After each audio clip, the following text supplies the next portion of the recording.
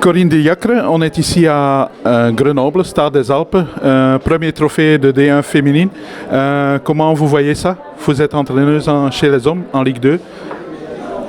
Oui, bah écoutez, c'est une belle récompense pour toutes les actrices et les entraîneurs de cette première division féminine. Ça permet encore de mettre en lumière le football pratiqué par les femmes. Je crois qu'on a vu en plus un assez beau spectacle ce soir, même si on aurait aimé un tout petit peu plus de buts, mais de part et d'autre.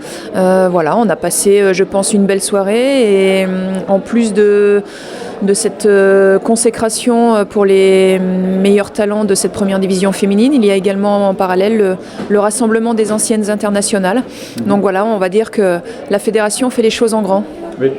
Vous avez encore le temps pour regarder le foot féminin pendant que vous êtes entraîneur en Ligue 2?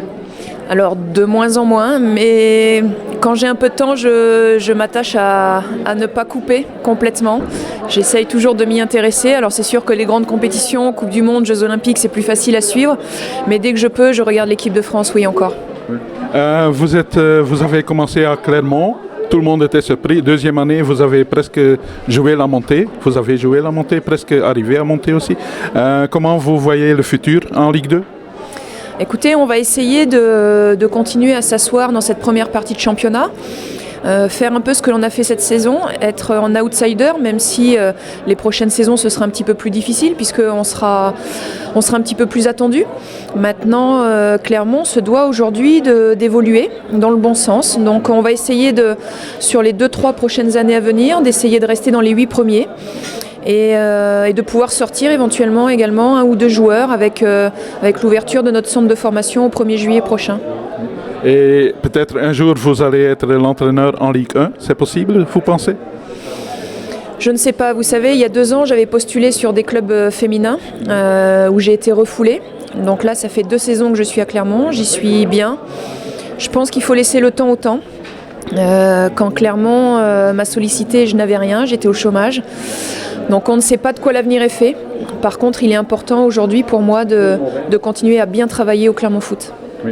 Et puis il y a la Coupe du Monde féminine qui arrive aussi en France en 2019 déjà. Comment vous voyez ça? Ça donne une énorme envie en France, je pense. Oui, c'est une très très belle fenêtre pour la fédération qui œuvre depuis quelques années maintenant. C'est une Coupe du Monde, on va dire que c'est la compétition suprême. Un championnat d'Europe c'est bien, mais une Coupe du Monde c'est encore mieux, même si les Jeux Olympiques c'est encore autre chose. Mais une Coupe du Monde chez soi, je vais reprendre une expression que disaient les garçons, ça ne se joue pas, ça se gagne. Voilà, donc il y aura aussi quand même cette pression à gérer. Mais je pense qu'aujourd'hui, tout le travail qui est fait au sein des clubs, les joueuses doivent être capables de supporter cette pression qui doit être positive. Oui. Et puis finalement, il y aura aussi des pressions pour l'équipe de Lyon qui est 10 fois de suite champion de France et puis 5 fois la Coupe. Ils doivent affronter Wolfsburg en finale Ligue des Champions. Quelle chance vous les donnez? Moi, très sincèrement, je les vois gagner. Je les vois gagner parce que même si Wolfsburg a également l'expérience de la Ligue des Champions, Lyon a soif de revanche par rapport à la saison passée et je pense que ce sera un atout supplémentaire pour les Lyonnaises. Ok, merci beaucoup et bonne chance pour la suite. Merci bien à vous.